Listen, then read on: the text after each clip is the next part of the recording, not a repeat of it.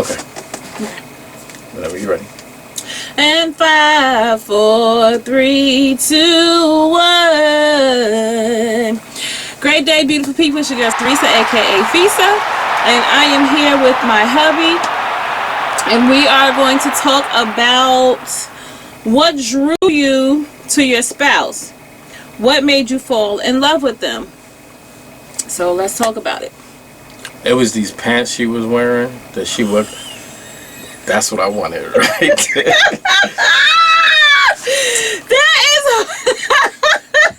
is horrible. I'm just kidding.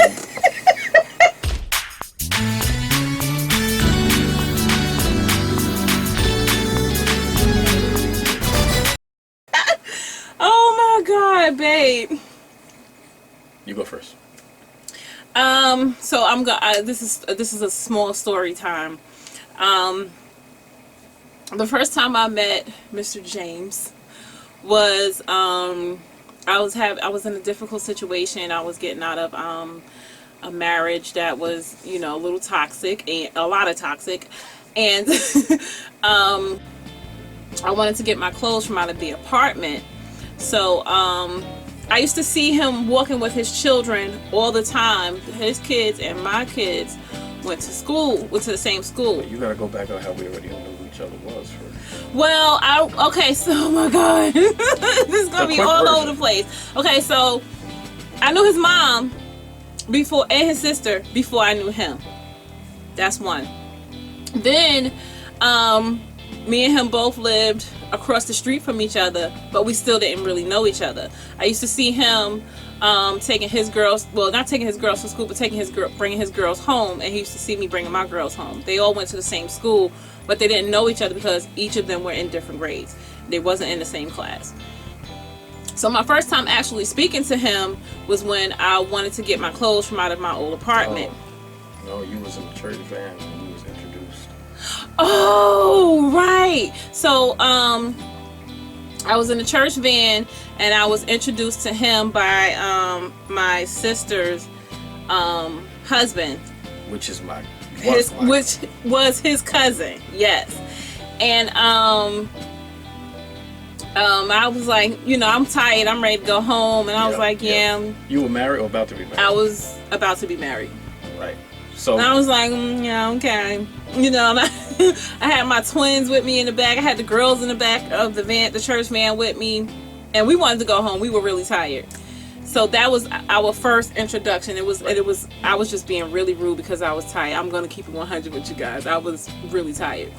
So my cousin pulls up and he's like, "This is so and so, and he's about to be my best man, and this is his about to be wife." Right? Yeah, he was like, "This is my wife's sister." Right. And at the time that was his girlfriend. Right.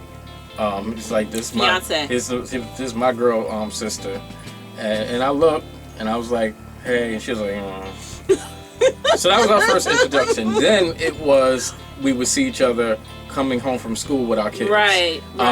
And I was always coming home from school with my girls. She was coming home from school with her girls. But now we knew who each other were because we had been in. Now, he said he used to say hi to me. I never heard it. Never heard him say hi. But what do you always say about how I speak? He really does. He talks really low. Like, this is loud for him. But I promise you, I didn't hear him. He said it, so I have to believe that he said it. But I didn't remember her name. I was in my own. Hey. I was in my own zone. I was getting off work. I had to hurry up, get home, take a quick shower, change my clothes, and go pick them up from school. So I had to get them home from school, give them their snack, and get them started on. At that point, you were married, so yeah, and get them started on. I really did, and I just wanted to do, what I had to do for the girls. So then once I was separated from. So now we talking about a couple of years later or a year later? A year later. Okay. I wanted to get my girls' clothes from out of the apartment, and I started talking to him, and I think he was a little surprised. Wait a minute, you still didn't say why you ran into me when you was trying to get your clothes. Oh, I wanted to use his phone. Steps. I wanted to use his phone. We went upstairs to his apartment. I use the phone to call the police, right? Mm-hmm. And then as we were waiting, me and my sister was talking to him, and he was kind of shocked that I spoke. So like that was the end of that. It was real quick. It was brief. She talked for like 10 minutes, and I was standing there like, I didn't know she could speak. Yeah, so I think a year and a half later. So there was no interaction at that point? No. Okay, because the subject is what drew you. Okay. Yeah. So a year and a half later. In the same church. I was still going to my church. My sister left my church. Her and her fiance at the time. They left the church that we were going to, and they went to his church. But I was still there. Now remember, her fiance was my cousin. Right. So that's why I drew him to my church. That's my sister's fiance. At was the time. his cousin at the time. Yeah. Let's also say that all this was 20 years ago. Almost. 16 years ago. When you first came to the church. Yeah, 16 years ago. Right. So let's fast forward a little bit. I didn't see him for a whole year and a half. You come to the Tops. church, right? So the first time I didn't even go to the church. The first time I saw him, he was helping me, my sister, and her now husband. He was helping us move into our new apartment. Me and my sister, and her husband. We were sharing an apartment. Who was his cousin? I keep going by still, that. yeah. They're still I'm saying was, but they still related. So he helped us move into our new apartment, and we was having a conversation and stuff. And he was like, "So." We were his cousin worked for me and his cousin worked for a school bus company, and they let him use the bus so we can move our furniture on the bus because we didn't really have any money. So ghetto. He's moving in We a didn't school have bus. any money for a moving. I'm telling you, the struggle was real, you guys. Struggle. We didn't have any money to move. To get a moving truck, right? So, thank God we were able to, use the school bus. And call me. Yes, we had help. Because his wife was pregnant, my sister. She was pregnant. So she couldn't help me and him move. And the kids at that time, they were really young. They could only gave them something to carry. They grabbed bags and stuff like little small boxes and stuff like that. He was too lenient. So me and him sat. We was waiting for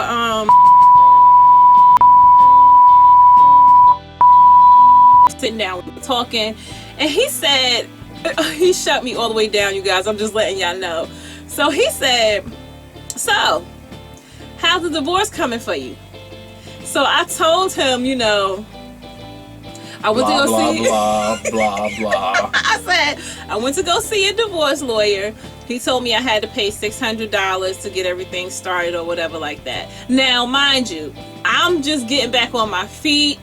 I'm just, I'm back working, and for me at that time, that was a lot of money. Let me be clear right now. If you moving in a school van, you're not on your feet. No, me working, that's getting back on my feet because no money. Come on now, versus you having a job, that's getting back on your feet. But if you moving in a school bus, I had just started working there. Okay. So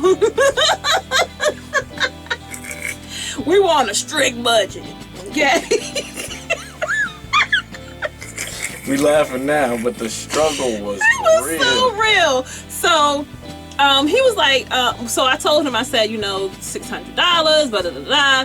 And he looked at me, he was like, yeah, okay. He shut me down. I was like, we spoke for the rest of the day after that. After that, he didn't say another word. He didn't say another word to me. And I'm like, I still wasn't attracted. I was like, okay, fine.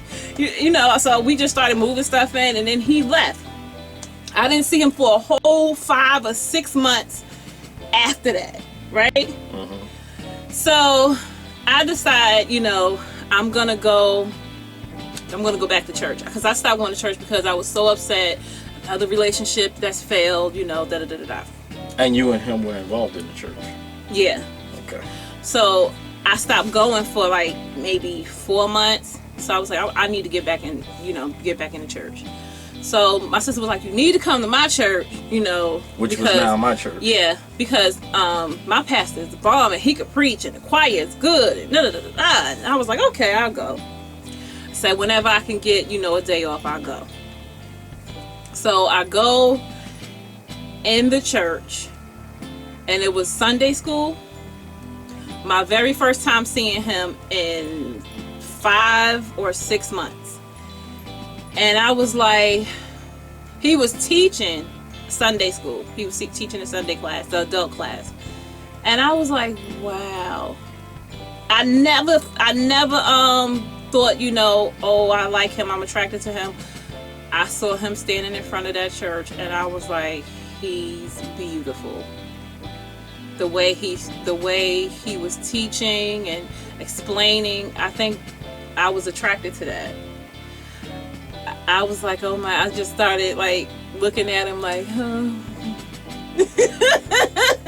So that's what attracted me.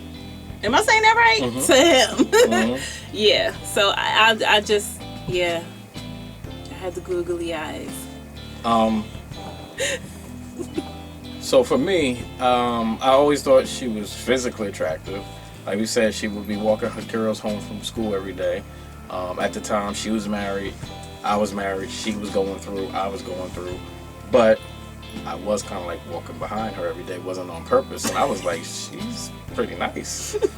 Oh my God. And then one day, so it was a physical attraction. She's obviously very beautiful and very young. Yeah, she I was. Very young.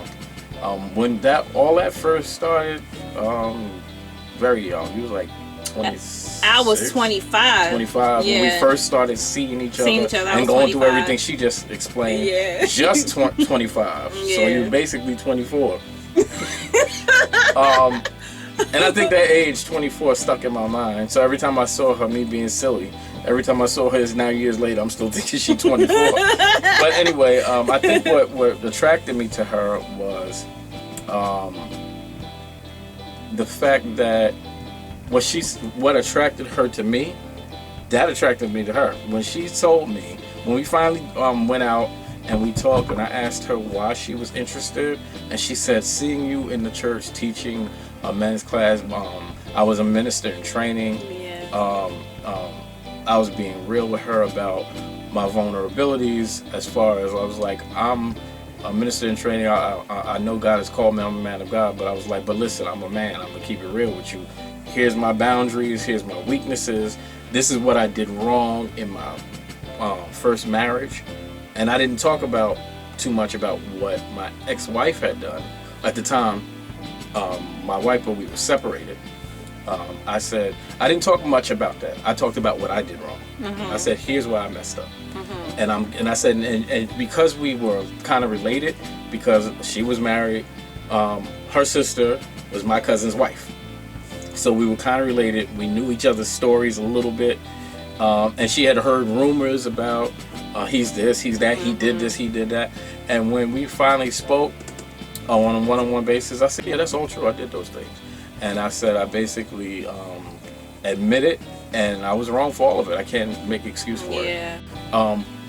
Seeing that she was still attracted to me, with me being honest about where I went wrong, my failures, my screw-ups, my mistakes, that attracted me to her. Seeing that she was attracted to me because I was doing everything in my power to become a man of God, and that attracted her to me. That attracted me to her. This woman wants, she's not looking for Mr. Perfect. She knows that I messed up, but she's still interested. She knows the details of how I messed up, but she's still interested. She knows that at the time I was working housekeeping in a hospital. She knows that basically I'm a maintenance man. Somebody said to me one day, you walk around with all them keys like you the janitor. They said that to me in the church, and I was like, well, I'm not the janitor here, but I am a janitor basically. Right. And she knew all that, and she was okay with that. I won't say she was okay with me staying there, but she was okay that I was there. And that's what attracted me. Like I said, there was the physical attraction. I think. And then there was those pants. You keep it 100. There was no chance that. But you know, it's crazy that I was actually still trying to, in the very beginning, the part where she told me when she saw me in the church, I was still had in the back of my mind that there was a possibility for my marriage to work out. Yeah, and I didn't step to him then. We did, like I said, it took a good minute for us to really hook up with each other. Even after that, it still took like an extra 3 months after that. Longer. Because that was winter time, and we didn't hook up until like spring. Yeah, when I helped y'all move, it was February when we went out for the first time, because it wasn't originally a date. Yeah. When we went out for the first time, it was May 28th. It was like the end of April. No, our first date was May 28th. Was it? Yes. I thought that's when we made it official. No, that was the day we went out. I still got my calendar book written down. So, but that's what attracted. It still took us a long time to like. Yeah, we didn't jump into going out with each other, and originally it was because because I didn't have like the full story on him.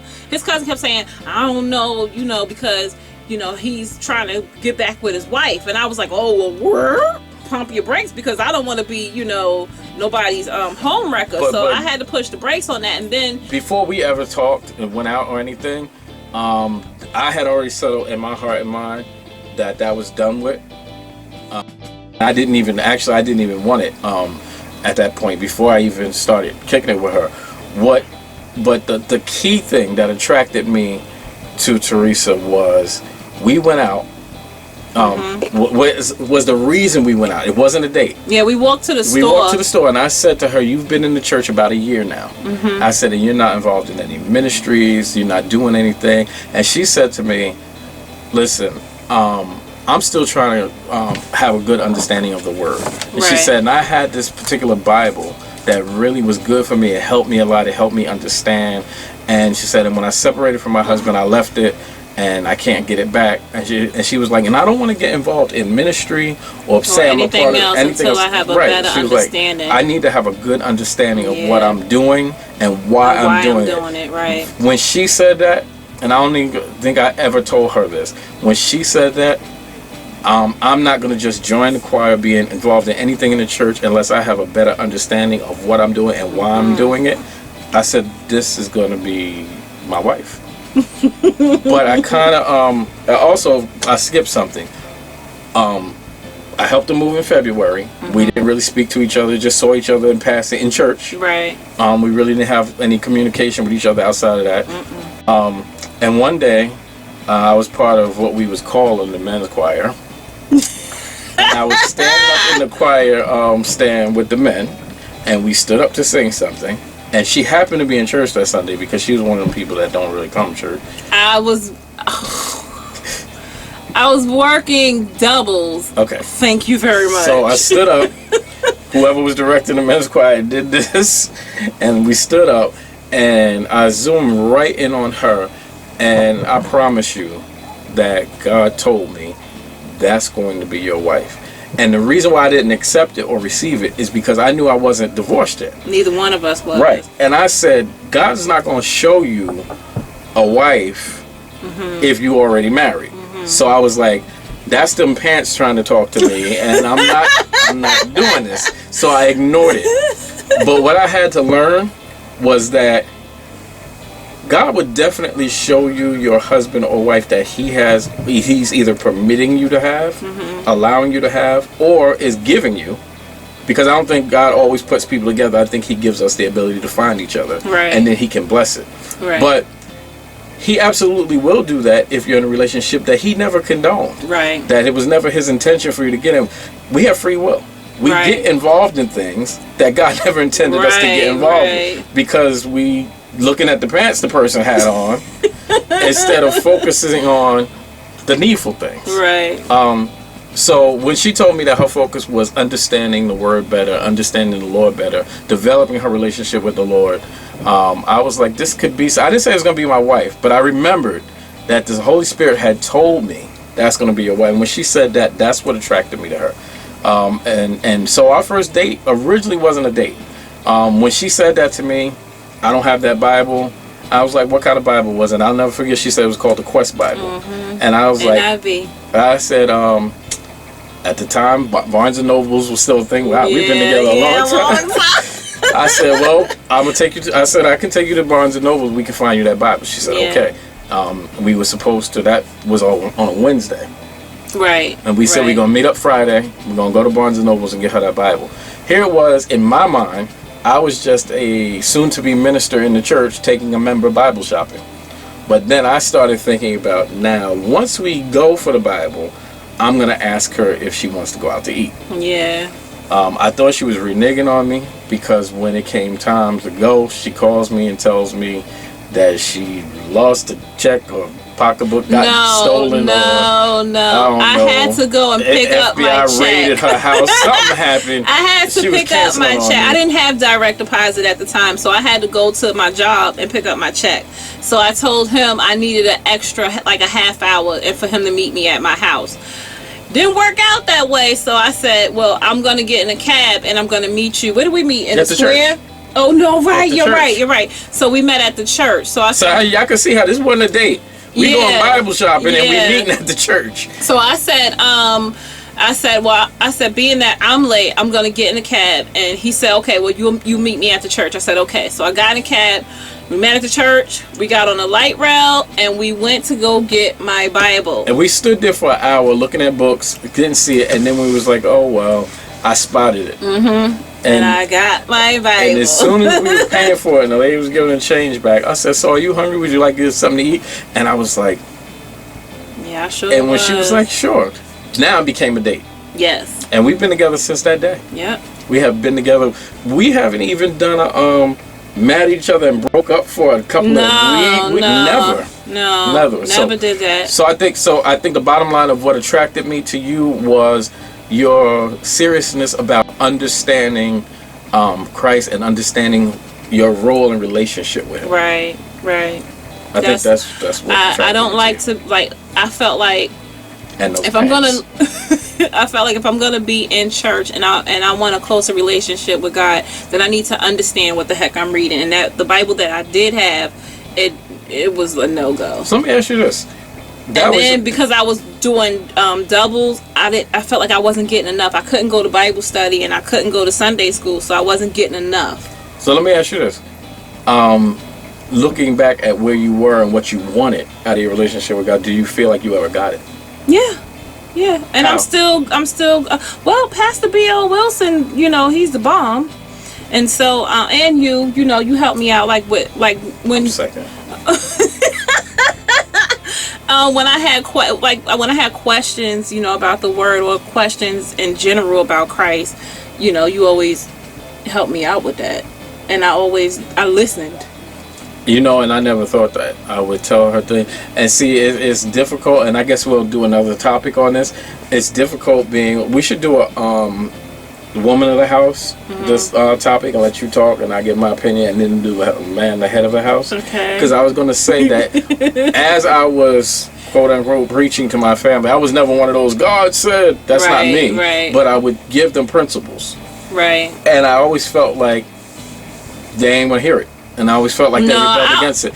And let me say this, and you could correct me if I'm wrong. I'm definitely going to do that. Hear me out. I think y'all did rebel against it to an extent, but you might rebel against something in speech, but you're a person that, for me, you've been a wife that, even if you disagreed with me, if it was biblical principle, you came around and went along. I would go and do my homework as well, Right, but you went along with it if it was true and right. Yeah, definitely. And so one of my experiences, and the reason why I think we should do a topic on that, has been, here it is, I'm not perfect, but I have to be the spiritual head of my household. And as I'm giving principles for teenagers who want to just be free and do them, for a black woman who ain't nobody gonna tell me I'm grown, ain't nobody gonna tell me what I can and can't do. I didn't always have that. Just hear me out, because I'm about to make a point. Okay. Ain't nobody gonna tell me what I can and can't do. Ain't nobody gonna tell me what I can and can't wear. Right. How I can and can't be, where I can't go. Things like that.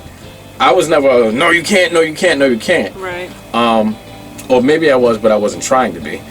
Because I was trying to learn the balance of how we're saved.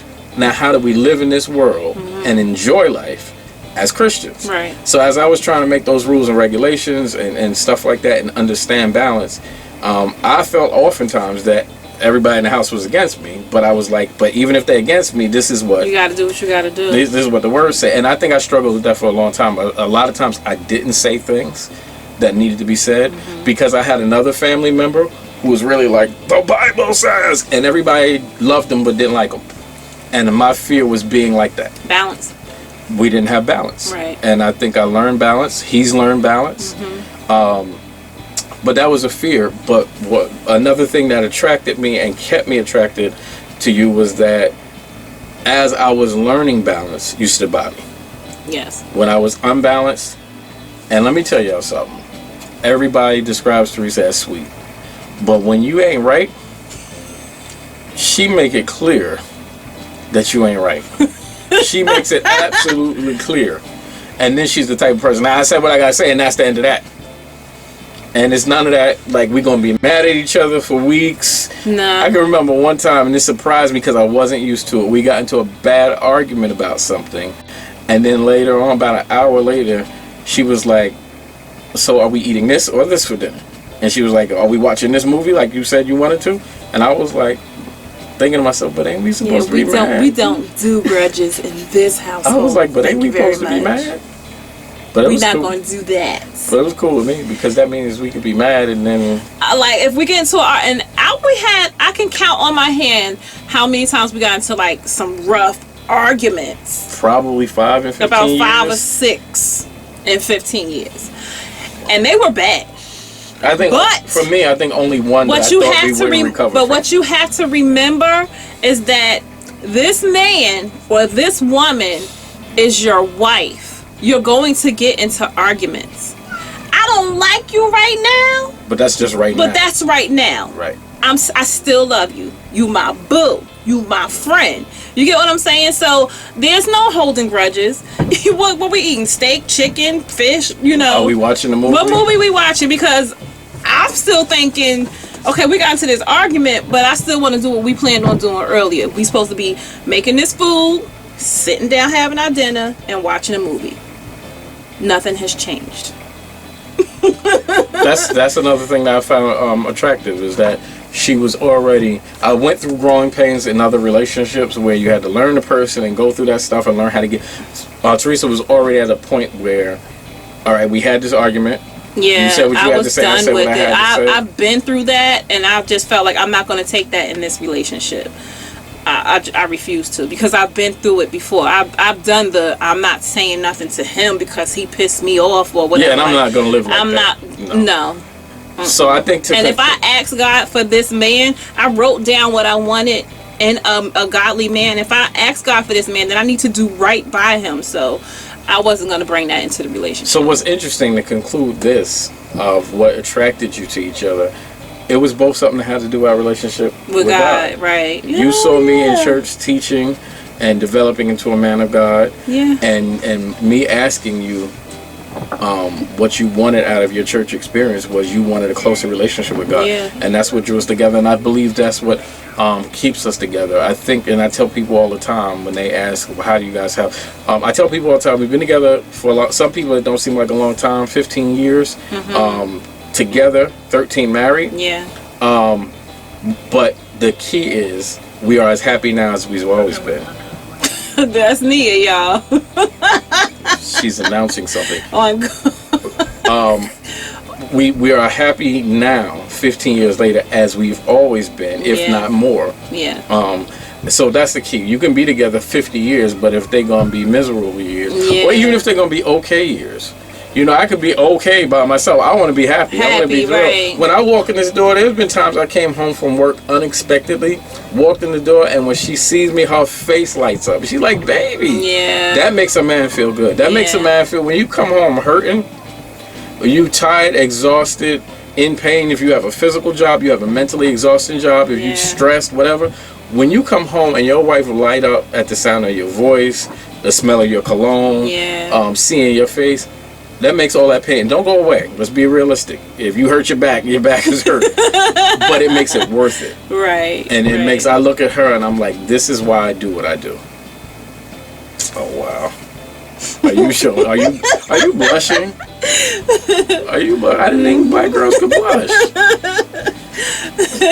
So that's it. We were both drawn to each other because of our relationship with God. You guys should leave your comments about what drew you to one another. Yeah. And then add in there what keeps you together. Yeah.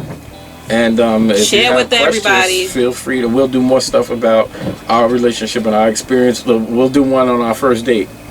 It's crazy. Ooh, it's funny too. I mean, Tyler Perry could really put it in a movie because it was crazy. Yeah.